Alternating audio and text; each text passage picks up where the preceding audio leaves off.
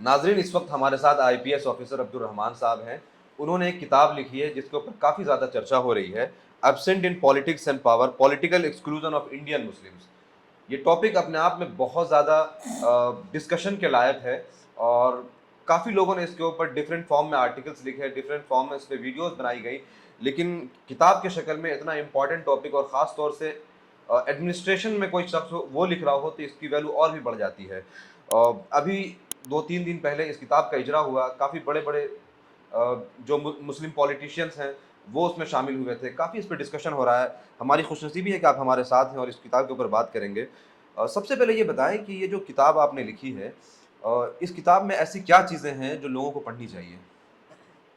देखिए ये मुसलमानों के जो पॉलिटिकल डिप्रिवेशन है, महरूमी है और उसके क्या वजूहात हैं और उन सारी चीज़ों से कैसे बाहर आना है।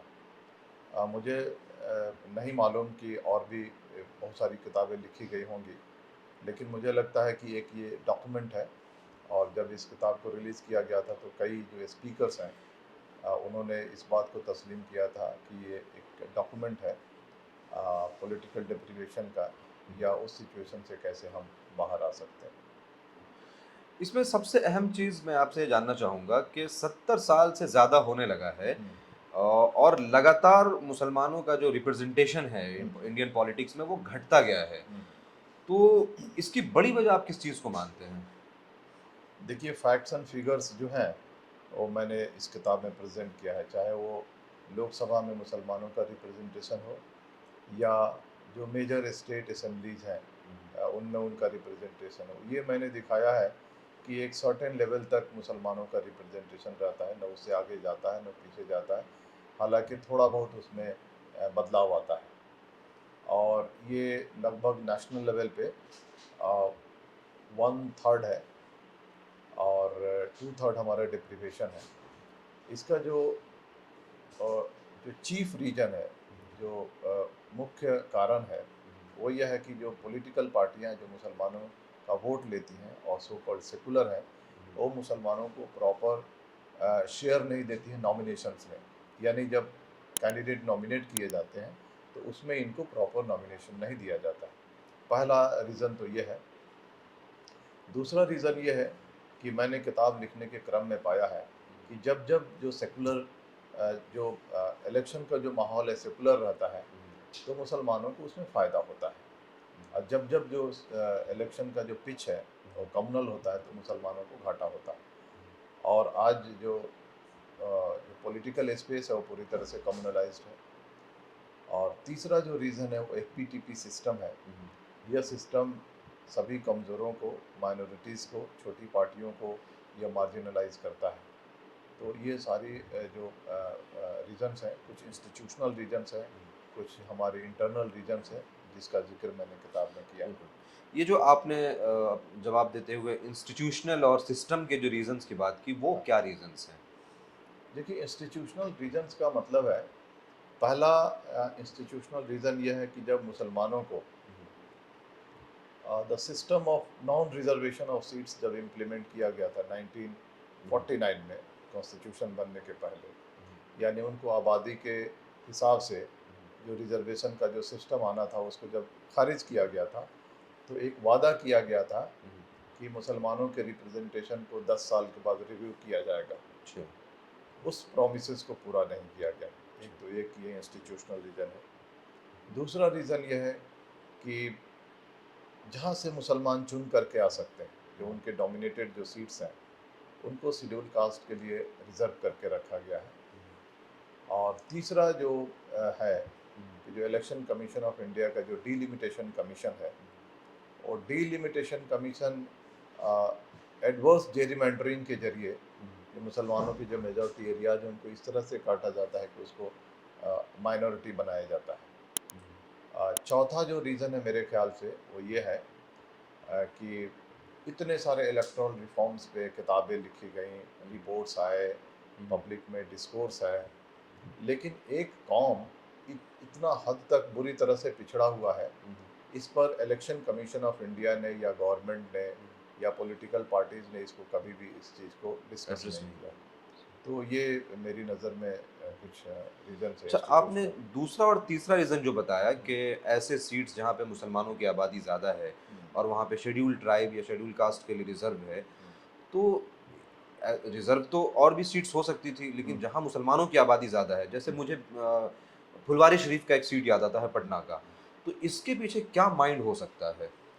देखिए, इसके पीछे माइंड ये है कि जो जहाँ से मुसलमान चुन करके आ सकते हैं, उनके जो विनिंग जो अपॉर्च्युनिटीज़ हैं, उसको कहीं न कहीं कट किया जाए। जी, और इलेक्शन कमीशन ये डिलिमिटेशन कमीशन में जो लोग बैठे हुए हैं, उनकी कहीं न कहीं एक अलग सोच है। देखिए, ये द डिलिमिटेशन एक्ट है जी, जी। और उसके मुताबिक उन्हीं सीटों को रिज़र्व किया जाना चाहिए, जहाँ पे जिस समुदाय के लिए सीटें रिज़र्व होती हैं, उनकी आबादी ज़्यादा ज़्यादा हो। हो, सही, यानी शेड्यूल कास्ट के लिए रिज़र्व होता है, तो वहाँ की आबादी अच्छी खासी हो, सही, सो दैट उनका प्रॉपर लीडर भी इमर्ज होकर के आए और सही, उनको फ़ायदा भी हो। लेकिन ऐसा देखा गया कि जहाँ पे उनकी आबादी बेहद कम है, मुसलमानों की आबादी ज़्यादा है, उस सीट को रिज़र्व किया जाता है। तो कहीं न कहीं एक जो प्रेजुडिस जो माइंडसेट है, सही। वो काम करता है। अच्छा, वो सीटें जहाँ मुसलमानों की आबादी ठीक-ठाक है, वहाँ शेड्यूल कास्ट के लिए हुँ, उन सीट्स को रिज़र्व किया गया। हुँ, यहाँ पे एक कांसेप्ट आता है दलित मुस्लिम यूनिटी की, हुँ, आपने अपने बुक में भी इसका तज़किरा किया है। हाँ। आप दलित मुस्लिम यूनिटी को किस नज़रिए से देखते हैं? देखिए, मैंने किताब में एक्सप्लेन किया है कि जिस तरह से हमारी समाजी अ, और इक़्तिसादी और तालीमी जो लेवल है, जो कंडीशन है, सेम कंडीशन दलित फेस करते हैं। जिस तरह से हम इनजस्टिस और डिस्क्रिमिनेशन और वायलेंस हम फेस करते हैं, जो यहाँ के जो मेजॉरिटी कम्युनिटी से, उस तरह के वो सदियों से फेस करते हुए आ रहे हैं। तो मुझे लगता है कि बहुत सारी चीज़ें कॉमन हैं, मैंने दिखाया इसमें कि फिजिकल प्रॉक्सिमिटी है, यानी ज्योग्राफिकल प्रॉक्सिमिटी, हमारे उनकी बस्तियाँ आस-पास में होती हैं, हमारे कंसर्न्स सेम हैं, हम दोनों पे अन्याय होता है। अ सोशियो इकोनॉमिक कंडीशंस सेम हैं। तो मुझे लगता है कि जब कंसर्न्स सेम हैं, सारी चीज़ें एक हैं, तो इलेक्टोरल पॉलिटिक्स में दोनों कौम को मिल कर के वोट करना चाहिए। अच्छा, इसमें एक चीज़ मैं बहुत माज़रत के साथ, चूँकि मैं एक मुस्लिम जर्नलिस्ट हूँ, तो मैं ये समझता हूँ कि मुझे ये सवाल आपसे पूछनी चाहिए कि जब मुस्लिम और दलित यूनिटी की बात होती है, तो हमें कई ऐसी चीज़ें नज़र आती हैं, जो इसके बिल्कुल अपोज़िट है। हुँ, जैसे कि एक टर्म बहुत फ़ेमस है कि ये आरएसएस के फूट सोल्जर हैं। हुँ, इसी तरीके से उनके कई सारे लीडर्स का अभी रिसेंटली भी कई हुँ, सारे ऐसे स्टेटमेंट्स आए हैं, जो हुँ, नामुनासिब हैं। हुँ, इसी तरीके से एक और बात है, भले ही इसको आप स्टीरियोटाइप के सेंस में ले सकते हैं, मगर ये बात मुझे लगता है हुँ। कि जो कौम खुद से बहुत ज़्यादा पसमानदा है, बहुत ज़्यादा उनके ऊपर जुल्म हुआ है, वो कैसे मदद कर सकते हैं? तो मुझे ये आप एक्सप्लेन करिए कि ये 3 ऐसे बड़े रीज़न्स हैं कि जहाँ राइट्स होते हैं, वहाँ इनकी बड़ी तादाद होती है, इनकी शमूलियत में, इन्वॉल्वमेंट में, तो ये यूनिटी कैसे होगी? नहीं, देखिए, मैंने कहा कि सबसे पहले कंसर्न्स और उन पे बहुत सारी चीज़ें सिमिलर हैं, ये यूनिटी होनी चाहिए। हाँ, ये बात है कि जो राइट विंग जो पार्टीज़ हैं, वो उनको यूज़ कर रही हैं और यूज़ कर रही हैं उनको फ़ायदा देने के लिए नहीं, उनको मार्जिनलाइज़ करने के लिए। क्योंकि कम्युनल राइट्स के बाद जब केसेस होते हैं, तो जो कॉन्स्पिरेटर्स हैं, जो बाहर रह कर के कम्युनल राइट्स को एक्चुअल जो करवाते हैं, उन पे केसेस नहीं होते हैं।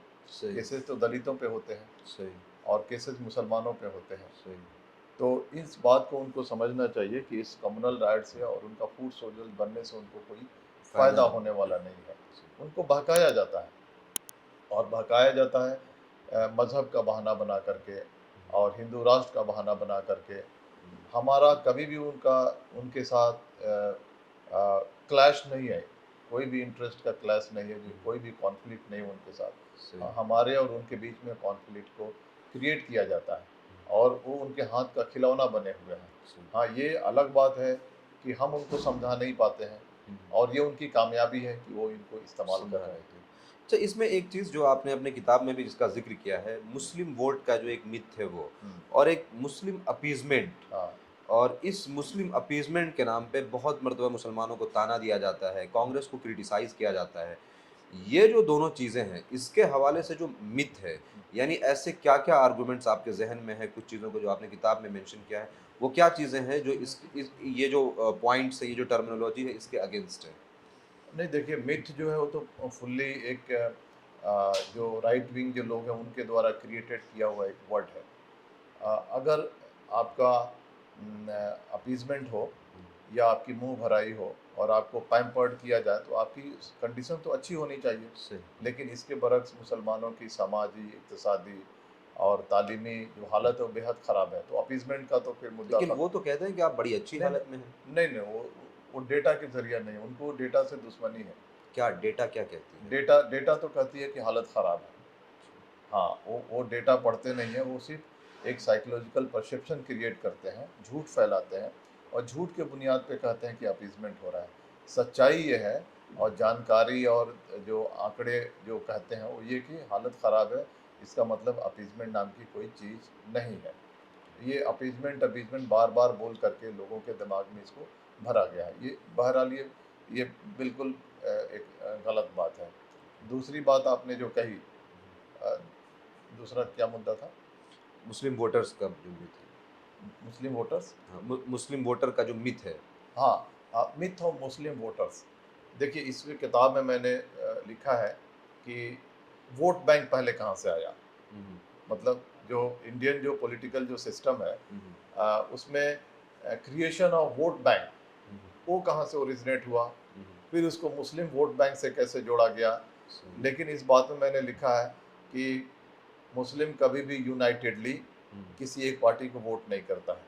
सही, कहीं पे कांग्रेस को वोट करता है, कहीं पे समाजवादी को वोट करता है, सही। कहीं पे किसी पार्टी को वोट करता है, कहीं किसी पार्टी को वोट करता है, कहीं-कहीं पे वो बीजेपी को वो भी वोट करता है, शिवसेना को भी वोट करता है। हुँ, और मुझे लगता है कि मुसलमान ही ऐसे आज बचे हैं हुँ, जो सेकुलर मुद्दों पे वोट कर रहे हैं।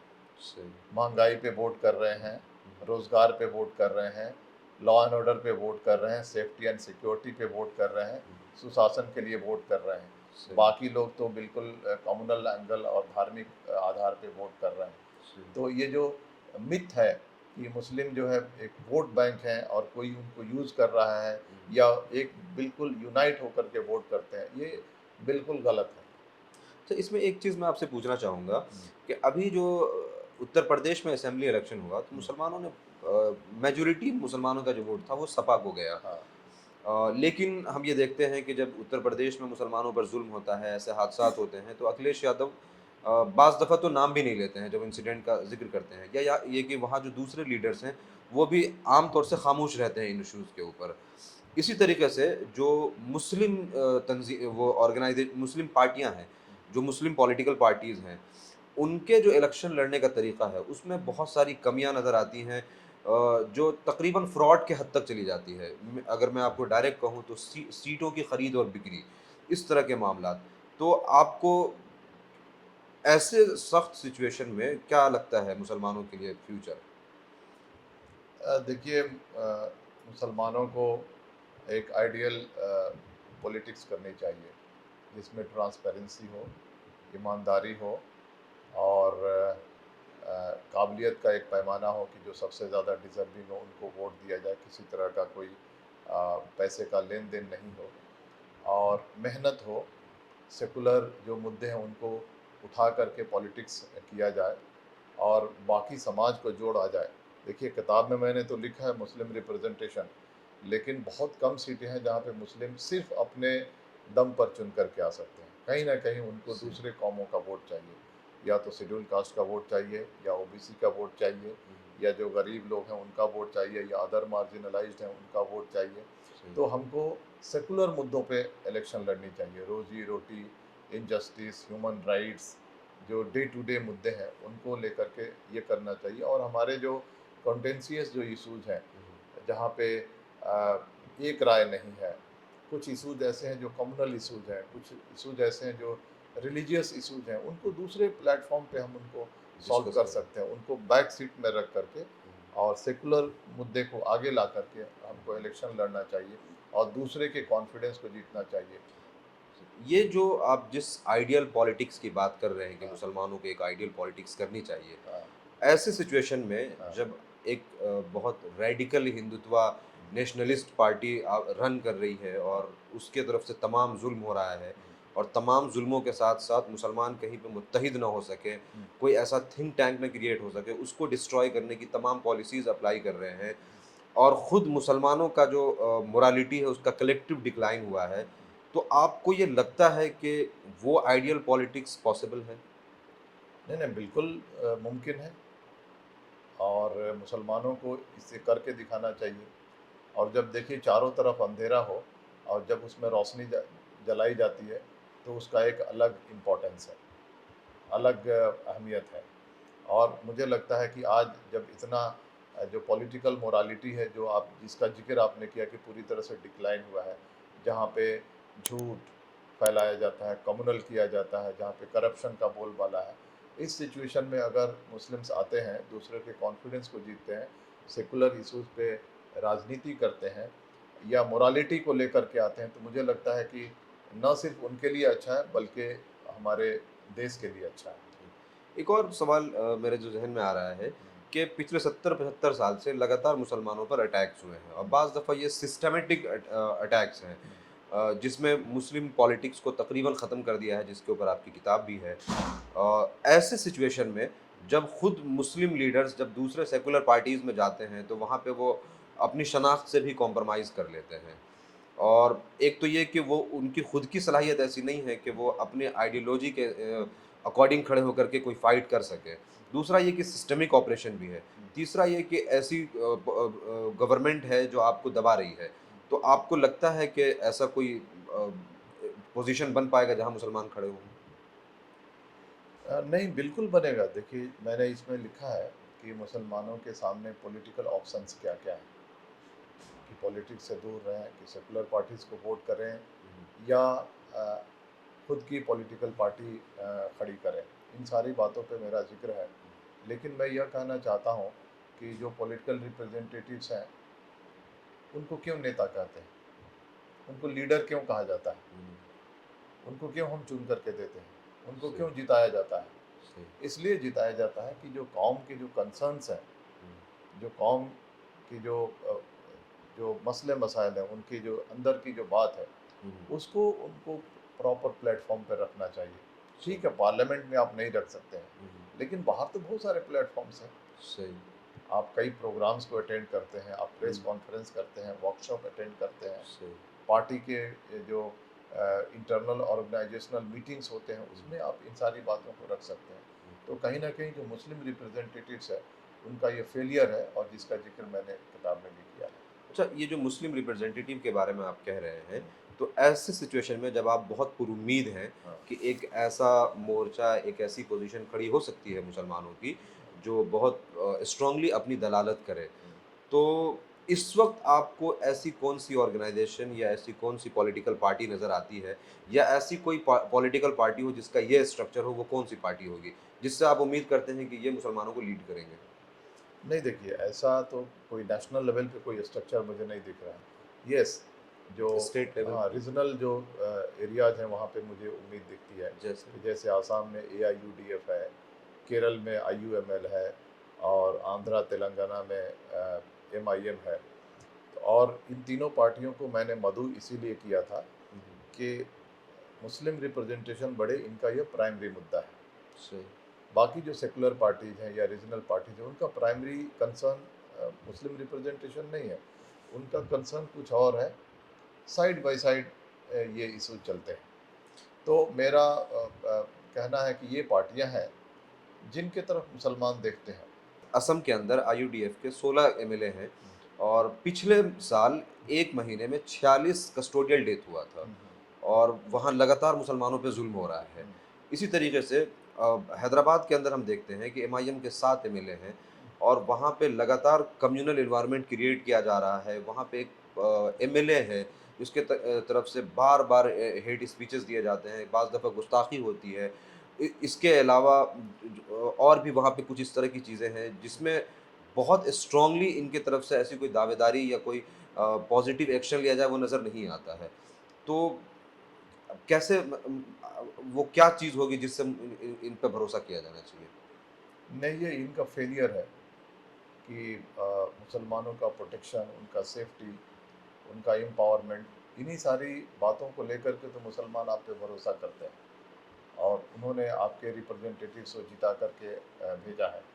तो मुझे लगता है कि अगर ये नहीं करते हैं तो इनका ये कहीं न कहीं ये है नाकामयाबी है, फेलियर है। जी। एक सवाल आपसे जानना चाहूँगा, चूँकि आप एडमिनिस्ट्रेशन से आते हैं और मैं इससे पहले भी कुछ आईपीएस ऑफ़िसर से मिला हूँ, तो मैंने देखा कि उन्होंने कई मर्तबा बताया, बल्कि कुछ आर्टिकल्स भी हैं, जैसे एसआर दारापुरी साहब ने लिखा था कि पुलिस के अंदर जो इस्लामोफ़ोबिया है, मुसलमानों के ताल्लुक से जो हेट्रेड है, तो आप चूँकि इसी फ़ील्ड से आते हैं, तो आपका ऐसा कुछ एक्सपीरियंस और ऐसी क्या चीज़ें की जा सकती है जिससे मुसलमानों को इन चीज़ों में कम से कम छुटकारा मिले?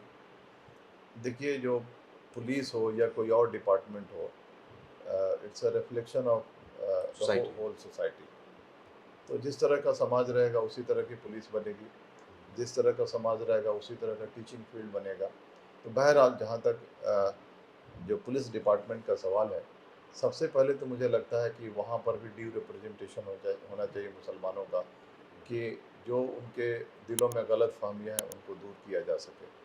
दूसरा ये चीज़ है कि जो अ, हमारे यहाँ जो भारत के लेवल पे जो डाइवर्सिटी है, और दूसरे मजहबों के क्या अकीदे हैं, उनके क्या प्रॉब्लम्स हैं, ये भी पुलिस को बताने की ज़रूरत है, और उनको समझाने की ज़रूरत है कि भाई जिस एंगल से आप मुसलमानों को देखते हो वैसे वो नहीं है।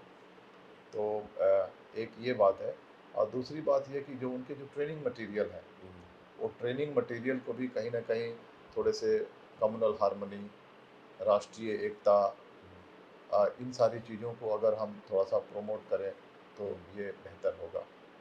सही।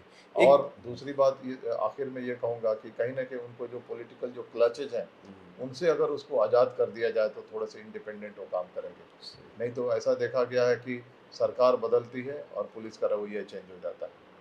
तो ऐसा सिस्टम एक क्रिएट हो कि सरकार कोई भी रहे, पुलिस अपने सिस्टम से काम करे। एक चीज़ आपसे जानना चाहूँगा, ख़ास तौर से इस वक़्त में जो यूथ है, जिन्होंने सीए एनआरसी का पूरा वो जो एक प्रोसेस था उसको देखा है और अब काफ़ी पॉलिटिकली एक्टिव हैं। तो आप उनको क्या मैसेज देना चाहेंगे कि 10 साल के बाद जब वो मैच्योर हों, जब वो बड़े हों, तो वो कैसे लीडर हों? वो कैसे लीडर बनें, उनके लिए आज उनको क्या-क्या चीज़ें करनी चाहिए? नहीं, देखिए, मैंने ऑलरेडी किताब में भी कहा है कि पॉलिटिक्स कोई बुरी चीज़ नहीं है, और जिनको शौक है और रिसोर्सेज हैं उनको आना चाहिए और लोगों के लिए काम करना चाहिए, और सिर्फ मुसलमानों के लिए नहीं, बाकी कौमों के लिए काम करना चाहिए। इनजस्टिस के खिलाफ खड़ा होनी चाहिए, सही। सेकुलर जो मुद्दे हैं उन पे पॉलिटिक्स करनी चाहिए, और उनका देखिए प्राइमरी कंसर्न ये होना चाहिए कि मुसलमानों पे कोई जुल्म नहीं हो, उनका ड्यू शेयर मिले। लेकिन एट द सेम टाइम और भी लोग हैं जिन पे जुल्म होता है, हुँ, और भी लोग हैं जो गरीब हैं, और भी लोग हैं जिनको जो गवर्नमेंट के रिसोर्सेज हैं उनका ड्यू शेयर नहीं है, उनको वो दिलाने की वो कोशिश करें तो बेहतर होगा। क्योंकि आप देखेंगे जब सीए और एनआरसी का जो आंदोलन हुआ था, तो सभी जगह पे हमने कॉन्स्टिट्यूशन को हाथ में लिया था, और कॉन्स्टिट्यूशन क्या चीज़ की बात करता है? भाईचारा की बात करता है, समानता की बात करता है, जस्टिस की बात करता है। तो इन सारे मुद्दों को लेकर के हमें आगे बढ़ना चाहिए। अच्छा, एक चीज़ अभी चूँकि वुमेन रिज़र्वेशन की बात हो रही है, काफ़ी हंगामा हो रहा है इसके ऊपर। मुझे याद है कि गुजरात असेंबली इलेक्शन में वहाँ के जामा मस्जिद के इमाम साहब की एक वीडियो वायरल हुई थी। हुँ, उन्होंने कहा था कि मुस्लिम औरतों को ये टिकट दे करके उनको मैदान में लाते हैं, नहीं देना चाहिए। हुँ। और उलमा का भी इसके ऊपर काफ़ी वो लिटरेचर मिलता है कि मुस्लिम औरतों को पॉलिटिक्स में नहीं आनी चाहिए। दूसरी तरफ वुमेन रिज़र्वेशन बिल आ रहा है।